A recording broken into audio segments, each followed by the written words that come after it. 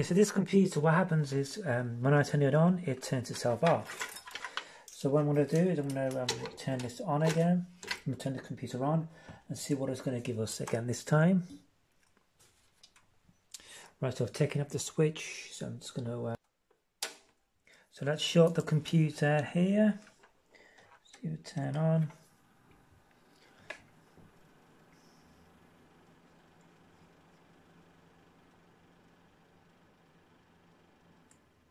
There we go.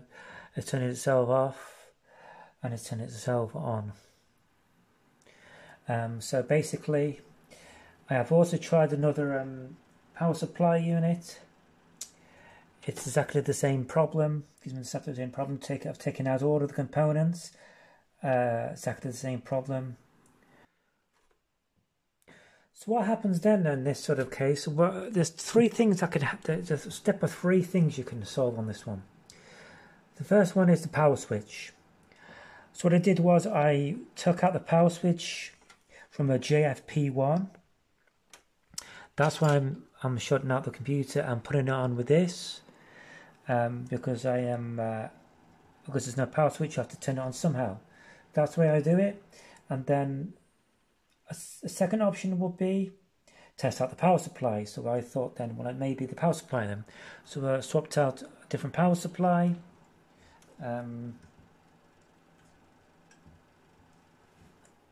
With this one here, I'm going to plug this power supply in, obviously with the 24-pin power cable, still the same thing. So that's two things I tried. So the third possible thing, and then after that I tried taking out the components, the graphics card and the RAM, and it wouldn't do anything, so I make any difference. So then obviously it's got to be, I also took out the USB ports, power cables and from the board, and the audio, so the same thing. And then I thought, well, it must be the motherboard. So that's the step that I'm at now. I'm going to resume the video once I've replaced the motherboard. So here's the motherboard I'm going to put in. It's a gaming motherboard, Micro ATX, professional, service guaranteed. So let's try putting this one in now. Okay, so here I've got the new motherboard, replaced motherboard, and I put all the components on: processor, RAM, moved the CMOS battery into here, all the same components and the same power supply unit as well. So I'm going to just try and turn it on now, see if it's going to give me any different analysis. Let's have a look.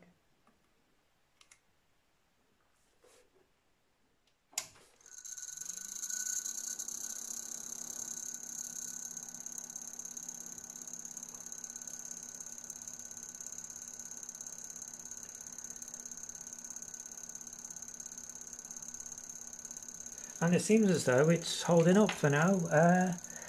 So it seems as though the problem looks like it is the motherboard.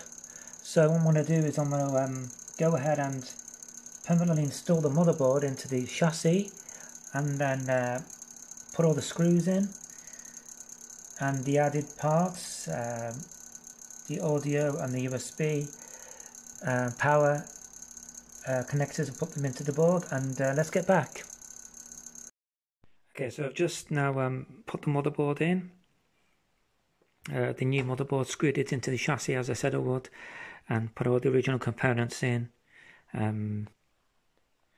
put the RAM memory in, and the power cables, starter cables, and USB power cables, put everything in, and the fans. So let's try and switch it on now and see if it's still like before it would stay on.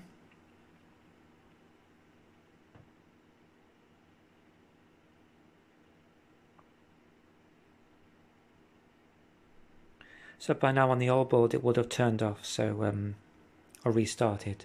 So now I'm going to try and plug it into the monitor, see if it's there's display on the monitor.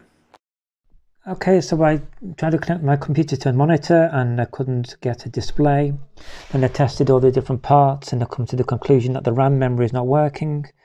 So I swapped DIMM 1 with DIMM 2, presuming that the first RAM from the first slot is defunct, and then I got a display. So So basically the one RAM memory stick of 8 GB is defective. So I'm going to show you my display now. So I turn this on now.